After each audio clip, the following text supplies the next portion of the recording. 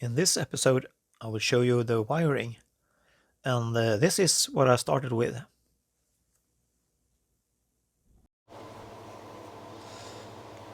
This is the engine from a 1995 Mustang. It's the last generation Mustangs that used the Windsor engine, and the engine fits perfectly in a 1965 Mustang.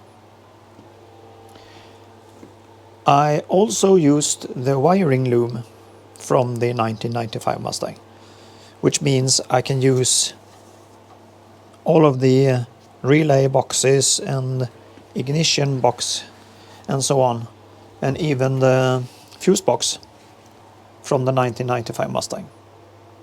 I had to move the battery. It was originally located here in the 1965 Mustang, but due to the wiring loom I had to move it here. I made a little shelf in the inner fender, and I could place a rather small battery here.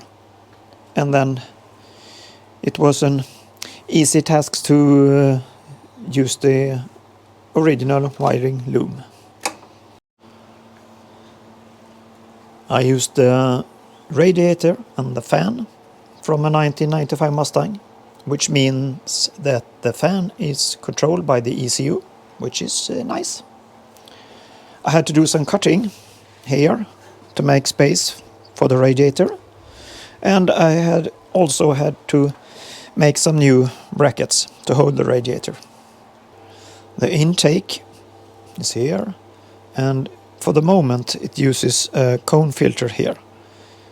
This is a thing that's in my to-do list, and I'm going to build some kind of box here and use a panel filter, and then take the air through these vents. As you can see here, I reused as much as I could of the wiring.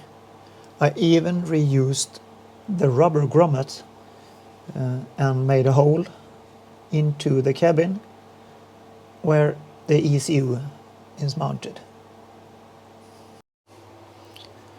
I also used the wiring loom for the headlights. They come out here and they end up down here and to my lights, which means that all of the lights in the front are connected through the wiring loom from this 95 Mustang.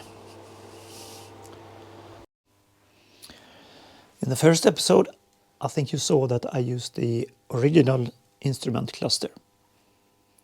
But I wanted to have instruments with better visibility, so I decided to build my own panel, and I used the VDO instruments. I have the tank, the speedometer, the tach, the engine temperature, oil pressure, a watch, and a voltmeter.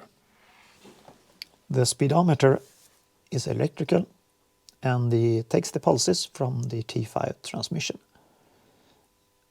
Oh, that's not correct. It does not take the pulses direct from the T5.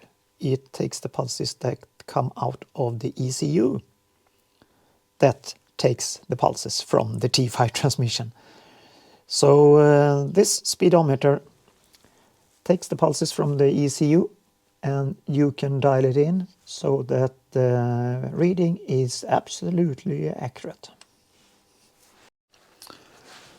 I threw the old ashtray away and I installed a panel with 12 volts and USB. Very handy when it comes to charging the mobile or a camera. The 1995 electrical and vacuum troubleshooting manual. That's the key. If you want to connect this wiring loom to a 1965 dashboard. And of course, there is a middle piece, and that's here. This is my notes where to put the cables from the 95 wiring to the 65 dashboard. It's just a matter of taking one at a time, and in the end, probably it works. Thanks for watching. I'll see you in the next episode.